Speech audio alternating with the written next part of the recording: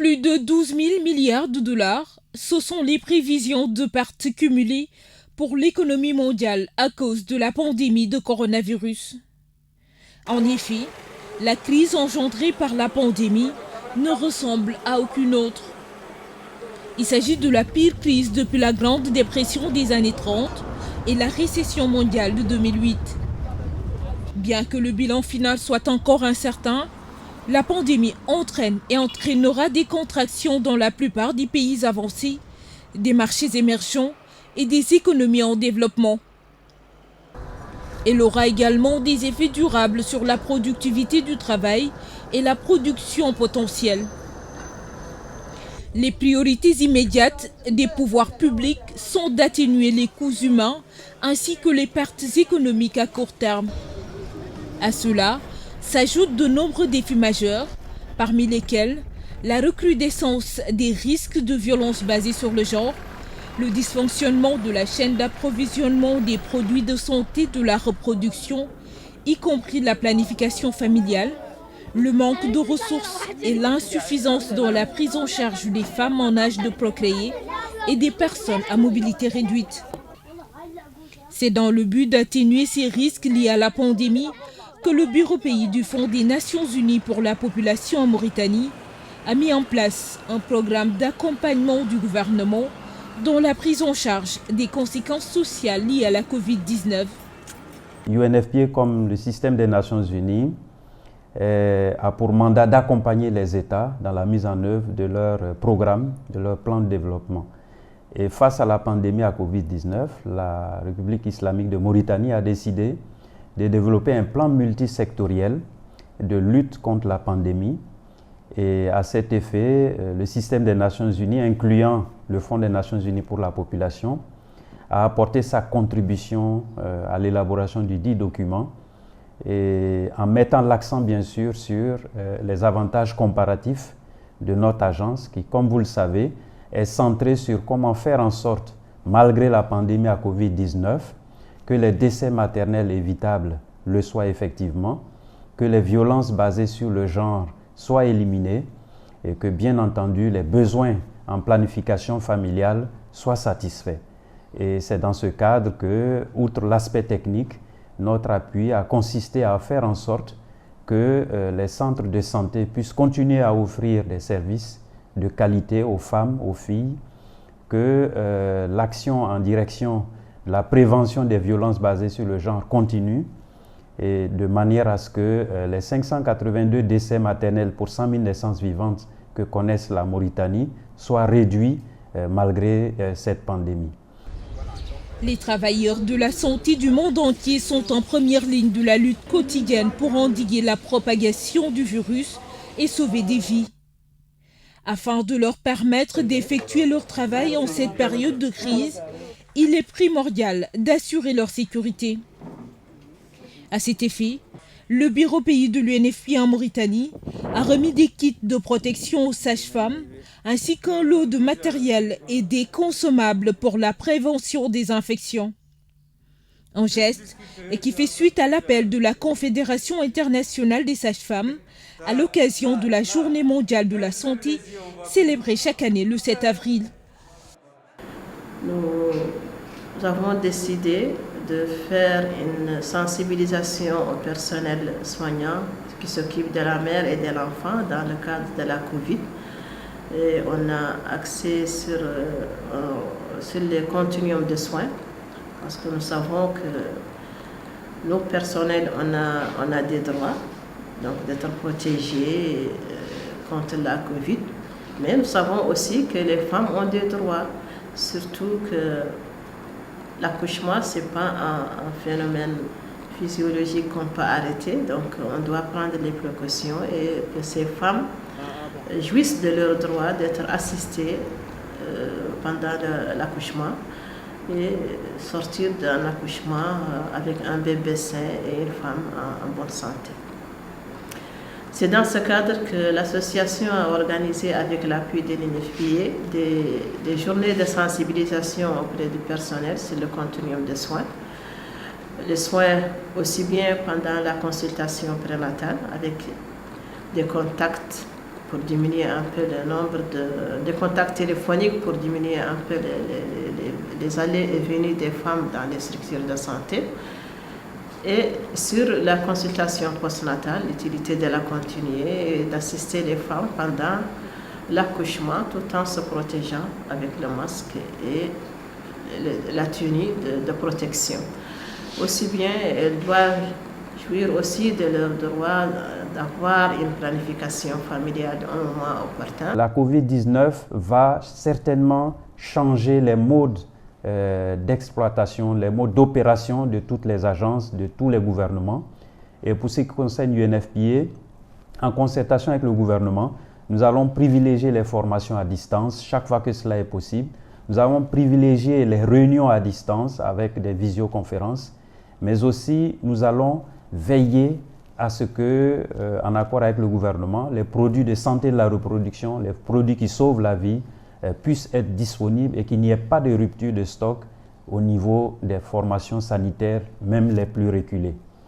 Nous allons également travailler avec le gouvernement pour que son programme de lutte contre les violences basées sur le genre puisse être renforcé pour prévenir la survenue de nouvelles violences et pour prendre en charge les victimes en termes médicaux, en termes psychosociaux et contribuer ainsi à l'atteinte des ODD à l'horizon 2030 et qui, comme vous le savez, font partie des objectifs que visent toutes les agences du système des Nations Unies.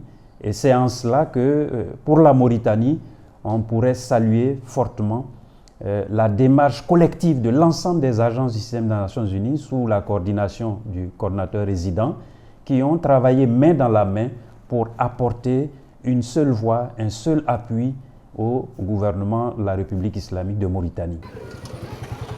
La pandémie de la Covid-19 devrait entraîner une réduction d'un tiers des progrès vers l'élimination de toutes les formes de violence basées sur le genre, à savoir la violence conjugale, la violence sexuelle, le mariage des enfants et les mutilations génitales féminines d'ici 2030. Chaque 3 mois, environ 15 millions de femmes en seraient victimes à travers le monde dans un contexte de confinement. Des résultats qui émanent d'une étude globale menée par l'UNFPA avec la contribution d'Avenir Health, de l'Université Johns Hopkins des États-Unis et de l'Université Victoria. Pour faire face au phénomène, l'UNFPA Mauritanie a appuyé le ministère des Affaires sociales, de l'enfance et de la famille en kit d'hygiène et de matériel de sensibilisation destiné à 6 000 bénéficiaires, dont les femmes en milieu carcéral, les filles et les femmes victimes de violences basées sur le genre et de familles très démunies.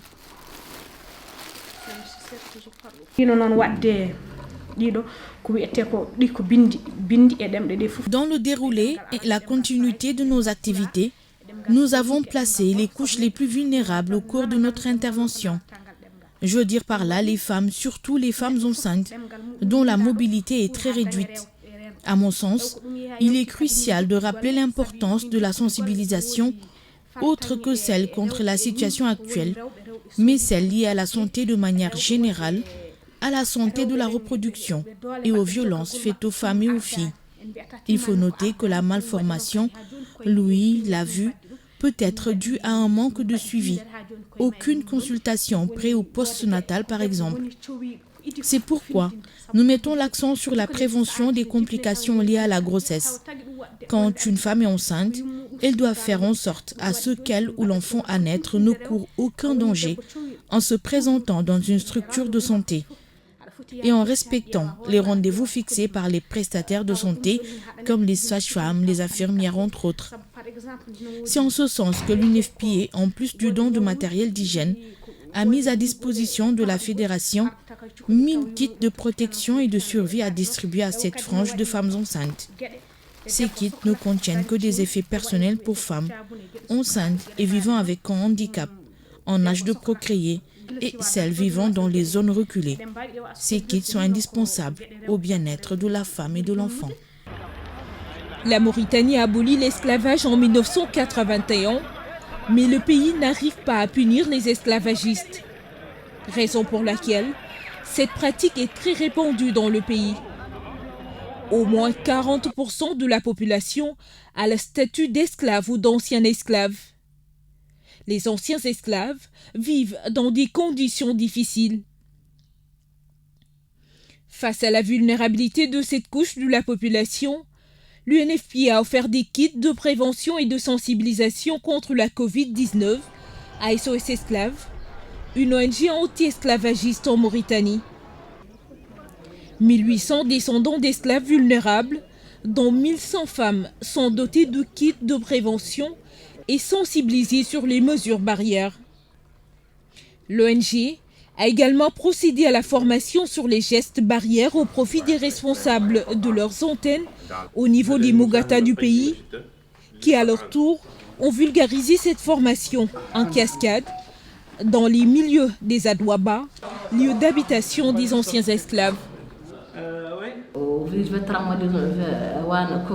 L'avènement de la pandémie à Covid-19 a eu un impact démesuré tant sur le plan économique que social, mais également dans l'exécution de nos activités, car ceux dont le quotidien a été interrompu sont nombreux. Néanmoins, durant cette période trouble, l'association a pu bénéficier d'un appui considérable du Fonds des Nations Unies pour la population, dont des kits de prévention. Ces kits ont été distribués à plus de 100 familles très vulnérables, composées d'un nombre de 507 femmes et de 230 hommes, répartis entre Nouakchott, Attar, Néma et Bassignou. L'association a procédé par la suite à la formation sur les gestes barrières au profit des responsables de leurs antennes au niveau des Mogata du pays et qui, à leur tour, ont vulgarisé cette formation en cascade dans les milieux des Adouaba. Un nombre important de masques de protection, environ 1 millier de type local, ont été produits par les membres adhérents et distribués aux plus nécessiteux. Grâce à l'appui de nos partenaires et donateurs, dont le Fonds des Nations Unies pour la population, nous avons fourni une assistance à nos principaux bénéficiaires, les descendants d'anciens esclaves, les populations marginalisées et vivant dans les milieux défavorisés pendant cette période de pandémie à coronavirus. Cet important appui en kit d'hygiène et outils de sensibilisation élaborés et traduits en langue nationale et dialecte, dont le contenu, en plus d'être simple à assimiler, est approuvé par le ministère de la Santé et l'Organisation mondiale de la Santé. Ces dons ont été acheminés vers nos populations cibles situées dans notre zone d'intervention, notamment au niveau des 3 wilayas de Nouakchott et de ses 9 Mogata, ainsi que des wilayas à l'intérieur du pays abritant les bureaux de l'organisation tels que Néma, Nouadhibou, Trarza, Adrar et Assaba. La Covid-19 cause une infection de type respiratoire qui est bénigne pour environ 80% de la population, mais elle peut être plus grave chez les adultes plus âgés ou les personnes qui ont un problème de santé chronique sous-jacente. Le fait d'avoir un handicap ne représente pas nécessairement un risque plus élevé de contracter la Covid-19 ou de devenir gravement malade si vous la contractez. Cependant, certaines personnes handicapées pourraient présenter un risque accru d'infection ou de maladie grave en raison de leur âge, d'un problème de santé sous-jacente ou de leur handicap. Ainsi, elles pourraient être plus susceptibles d'être exposées au virus et de le contracter. Afin de permettre à cette couche de la population de faire face à la pandémie, l'UNFPA a remis aux 55 associations membres de la Fédération mauritanienne des associations de personnes vivant avec un handicap un lot de matériel de prévention contre la Covid-19. Ce lot a bénéficié à 1500 familles. Les personnes handicapées, de par leur vulnérabilité, sont aussi très souvent dépendantes, surtout pour les personnes handicapées motrices, quand on est sur fauteuil roulant par exemple, où on a des difficultés d'autonomie ou de se mouvoir. Quand on est handicapé sourd, on n'a pas souvent l'information de quoi on parle autour de nous et donc c'est des victimes innocentes. Il faudrait que la sensibilisation intervienne pour leur mesurer le degré du danger de cette pandémie-là et de se protéger. Il y a également les malvoyants, les jeunes qui ont un problème également d'accompagnement, de guidage. Et donc, la distanciation est assez difficile pour la plupart des catégories de personnes handicapées. C'est valable pour les lépreux qui ont une perte de sensibilité. Et beaucoup de choses sont... Donc, il faut dire que cette population de personnes handicapées était, sans l'intervention de FINIAP, exposée à des risques véritablement catastrophiques. Nous savons que l'article 10 de la Convention des droits des personnes handicapées parle des catastrophes naturelles, l'intervention, comment ça se fait. Mais malheureusement, ici, on n'est pas encore très imprégné des dispositions de la Convention, notamment l'article 10. Et chacun sait que les personnes handicapées, en cas de catastrophe naturelle, en cas de truc, doivent être protégées. Et il doit y avoir des mesures spécifiques pour les protéger. Nous avons reçu le don de FINIAP qui s'articule autour de quelques produits d'hygiène, tels que l'eau de Javel, le savon et les produits qui... comment ça s'appelle, les gels alcooliques et tout, pour distribuer ça aux associations, et à leur tour, ils vont offrir ça à leurs membres. Ce qu'on a pu organiser cela d'une manière pour éviter le regroupement de ces associations autour de cette activité, pour qu'il y ait la distanciation sociale. Qu'est-ce qu'on a fait? On a déchargé le matériel ici au niveau du siège. On a créé un groupe WhatsApp pour travailler et pour livrer à chaque association son matériel. Et on prend un petit film d'1 ou 2 minutes du président de cette association, et il fait aussi lui-même la démonstration comment les mains doivent se laver, et il sensibilise ses membres à travers ce petit vidéo qui sera éventuellement envoyé dans un autre site plus grand qui s'appelle El Vada, où il y a beaucoup de personnes handicapées. Donc, et quand on livre le matériel lui-même, il se déplace, quand il décharge ça, il distribue ça à ses membres comme individuellement, pour éviter aussi le regroupement. Et je crois que cette action a touché plus de 2000 directement plus de 2000 personnes, bien sûr, et à travers ces gens. Croyez-vous, chaque famille est composée au moins de 5 personnes, donc ça a eu un impact dans ce cadre. Donc, nous remercions aussi, et je vous informe aussi que toute cette action sur le groupe WhatsApp, nous avons joint quelqu'un de FINIAP pour qu'il suit avec nous comment les choses se distribuent, parce on ne peut pas à chaque fois venir, à chaque fois être ensemble, mais on a travaillé quand même à distance et tout a été livré. Et à la fin, bien sûr, on a fait un rapport. Les présidents des associations, les membres des associations, les familles des personnes handicapées ont été très, très satisfaits de cette activité à un moment vraiment où ils étaient en avant besoin. La Constitution de 1991 définit la Mauritanie comme étant une république islamique et identifie l'islam comme la religion de ses citoyens et de l'État. Au vu de la place qu'occupe la religion dans le pays, l'UNFPA a impliqué les religieux dans la sensibilisation à l'égard des populations sur les gestes barrières.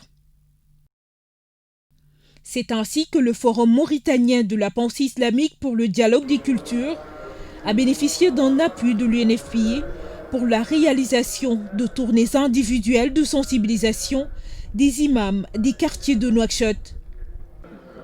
Des procédés qui font partie des nombreuses initiatives prises par l'UNFPA pour atteindre leurs cibles.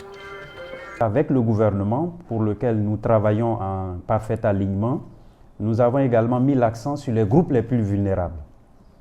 Et au niveau des groupes les plus vulnérables, nous avons d'abord les personnes vivant avec un handicap, particulièrement les femmes enceintes et les femmes enceintes vivant bien sûr avec un handicap. Nous avons les populations qui vivent dans les quartiers les plus pauvres, notamment les descendants d'anciens esclaves, et nous avons les femmes et les filles.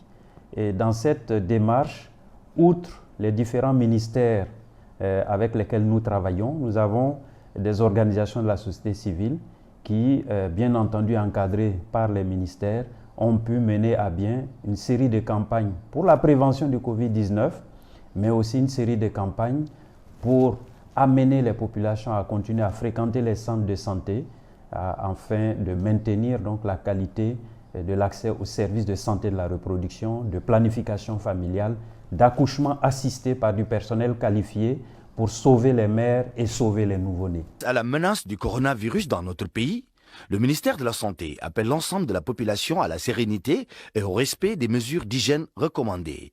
Se laver les mains régulièrement avec de l'eau et du savon ou utiliser une solution hydroalcoolisée, tousser ou éternuer dans votre coude.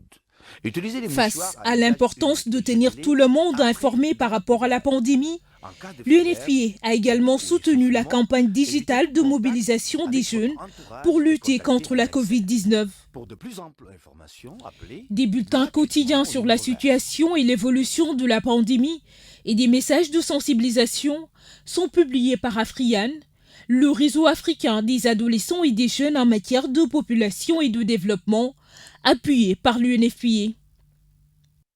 Le rôle qu'a joué notre organisation Afriane depuis l'annonce du premier cas de Covid-19 en Mauritanie, c'était surtout une vaste campagne de communication digitale où on relaie les informations en provenance des autorités sanitaires et surtout on lutte contre les fake news qui ont marqué cette pandémie.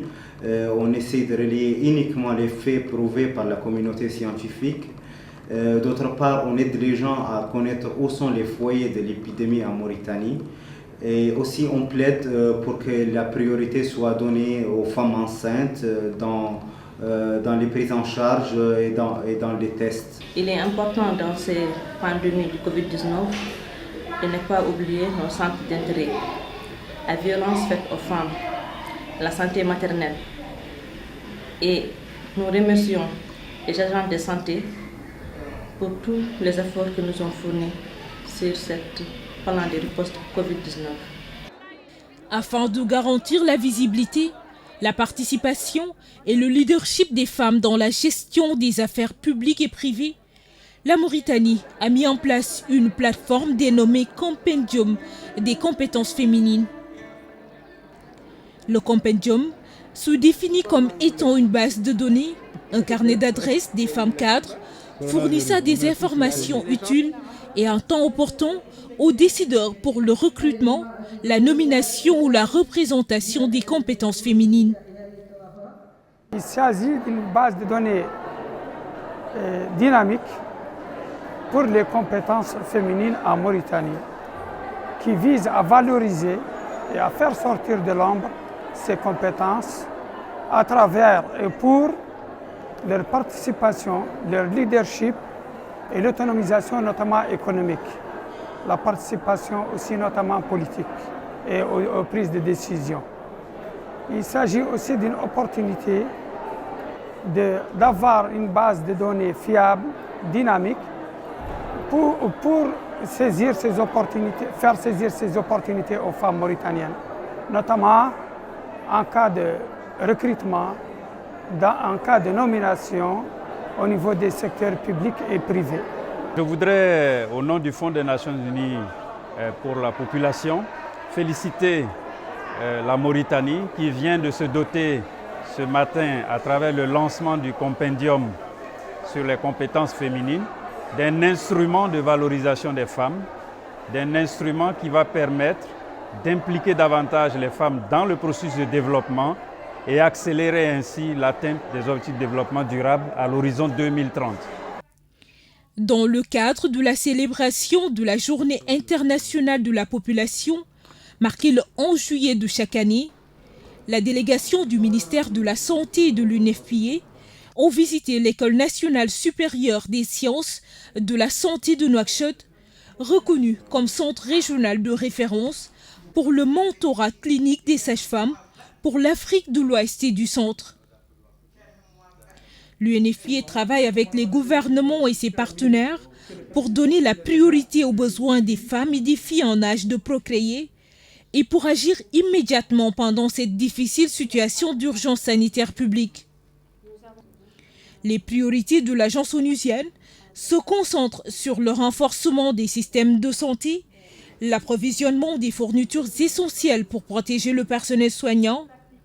Il y a aussi l'accès aux services en matière de santé sexuelle et reproductive et de violences basées sur le genre et la promotion de la communication sur les risques en favorisant l'engagement communautaire.